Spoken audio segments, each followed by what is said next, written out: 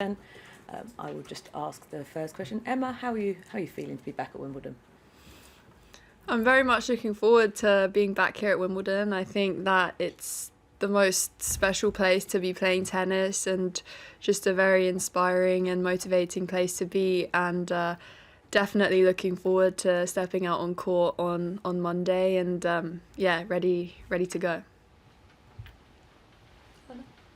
Hi, Emma. Eleanor Crooks from PA.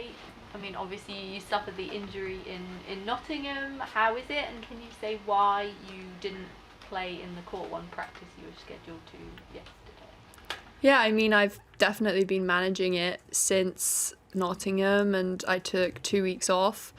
But yeah, I've been preparing this week, and yesterday we just have to react to the situation. I already practiced in the morning, so yeah, we all collectively thought it was the best decision to pass on the afternoon session as well, and stay fresh and ready to go.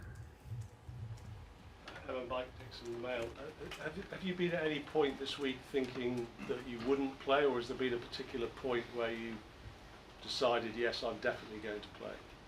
I think that this week was a good build-up, and we definitely, there were moments earlier on in the week we weren't really sure. We were sort of going to see how the week goes, but it went pretty well, and now it's full steam ahead. Everyone's really looking forward to it, and we're all ready. Rob Moore for Sunsport. Do you feel any pain when you're serving? Obviously the side is an issue as a tennis player. You're putting it under a lot of strain. Are you pretty pain-free, would you say? Right now I'm fit, I'm ready to go, I'm looking forward to it, and that's it. Billy Weinbaum from ESPN. Emma, you spoke in your introductory remarks about how special Wimbledon is. When you walk onto the grounds, what are the little details that strike you most about the place? The details is just the attention to detail in every single aspect that this place has. I mean, from the flowers to everything, they have like subtle hints of tennis rackets and tennis balls in the carpets, and it's just, that the level that they go to make sure that this place is pretty much perfect is pretty outstanding, and that attention to detail is pretty inspiring in itself. If you can take that and how Wimbledon thinks about their grounds and apply it to yourself and have those sort of standards of yourself, and I think that's inspiration in itself. Hi, Emma. Molly McElwee from The Telegraph. I wonder, being on the practice courts and seeing all of these amazing players around you, I think I saw you watching a bit of Nadal this morning. Gerard Piqué was also there, which was quite fun. But I just wonder what it's like is it still surreal to you to be in and amongst all of these kind of amazing players that I can imagine you must have looked up to? Yeah, of course it is. I mean, I'm 19, just to be watching Rafa and Novak at such close range and to be able to sort of take part and try learn from them and walk amongst these great players, it's still special. I don't think it really ever changes when you're watching those greats, and it's amazing to have them around, leading such a great example. I think that it's only my second Wimbledon. I'm really new to this still, so it's a really special feeling. Caroline?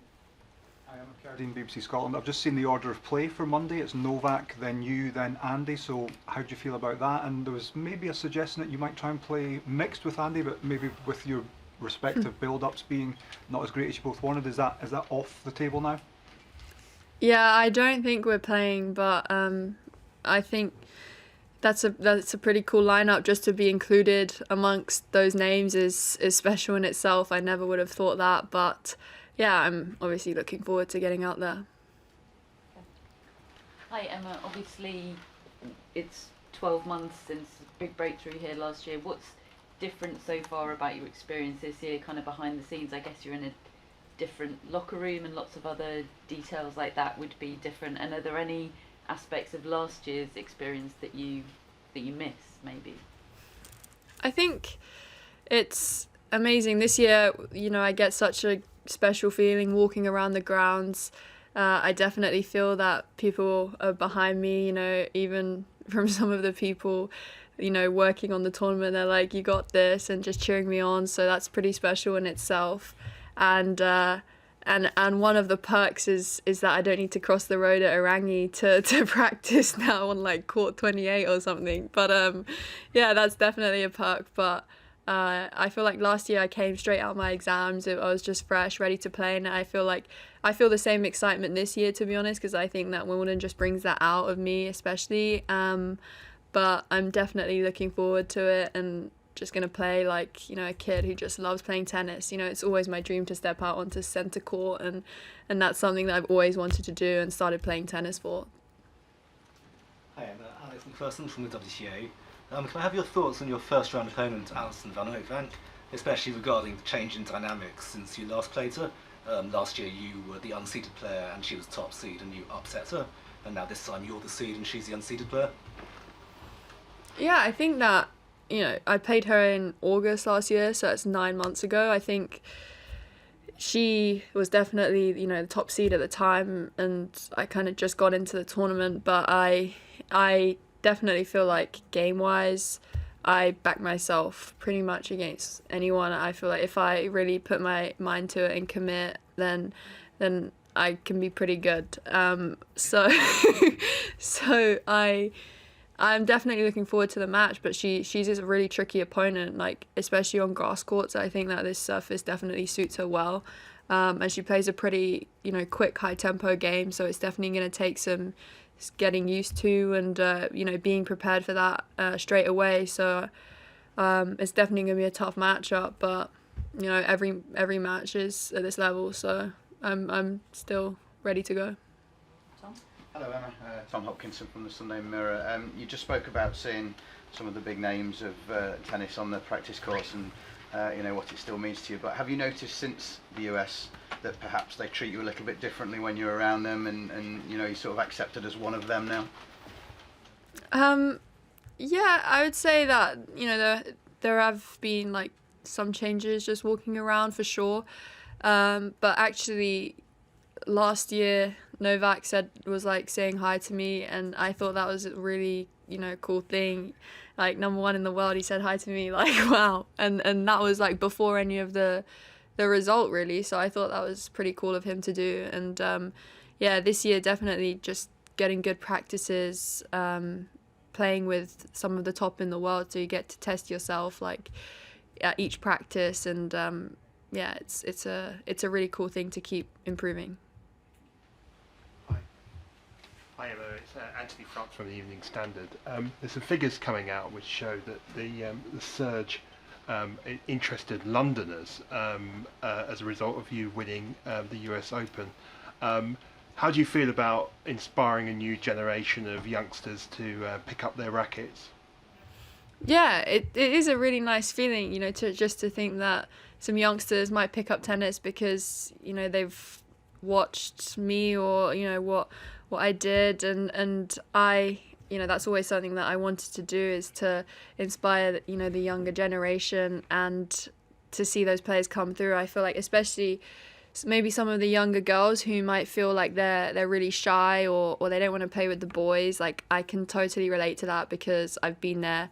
I went through that myself. I was really shy. I was clinging onto the fence. I didn't want to go on the court. But yeah, it just opens up so many opportunities, and I definitely grew a lot as a person just playing tennis, more confidence, and yeah, sport definitely just opens up a lot of opportunities for young people.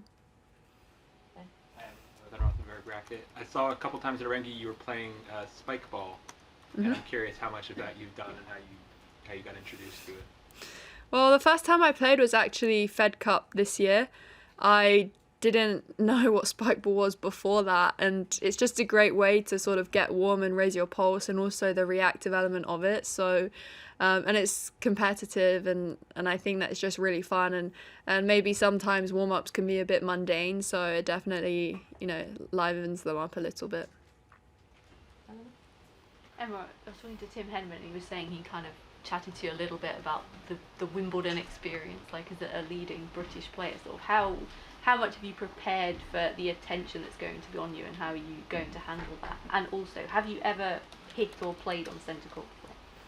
No, I've never hit on centre court. To be honest, like, I take whatever, feeling as positive. I think that people are going to be behind me and cheering me on, and there's nothing sort of negative about that. They want you to do well. So I'm looking forward to going out there and experiencing that and feeling that. Okay, let's take one more question. Yeah, Hi, I'm Antonio Guerrera of La Repubblica.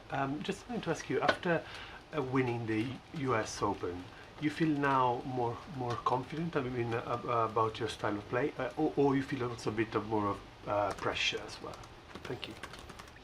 I think that I, as a tennis player, have actually grown and developed and have skills that I maybe didn't have last year, but everyone knows me now, and everyone knows the sort of things I was doing last year, and everyone wants to beat me, and I sort of take that as a compliment if players are raising their game against me, because they want to do well against you. So I think that is definitely going to help me as a tennis player long term, because if players are raising their game against me, I have to raise my level too. So I think that there's nothing negative about that, and over time I will be a better tennis player. And I'm 19 years old. If I hadn't won the US Open, I think that the past year or the way that I've been sort of heading, it wouldn't be like necessarily a bad thing, or result wise. I think that I still have hopefully 15 years or something more in my career to go, and I'm just at the beginning of it. So yeah, I'm looking forward for this long-term journey. One more quick one. Nick McCarver with Wimbledon Uncovered. You're just speaking about this last year and all the experiences you've been through. What do you feel like you've learned the most about yourself in that year? I'd say I've learned that I'm resilient, and I always knew that I had that, but just to keep getting back up, I said, fall down 10 times, get up 11, because what are you going to do about it? All you can do is keep moving forward. There's no point looking back and getting down, because you just keep getting back up. Like, I'm not sort of playing for anyone, just to go out there and play for myself. And the test that I've kind of gone through, I think is going to help me as a person and a player long term. And to experience it so young, I feel like I'm lucky that I get this lesson at such an early age. So I have a lot of time to get better at it and everything. Okay, thank you very much.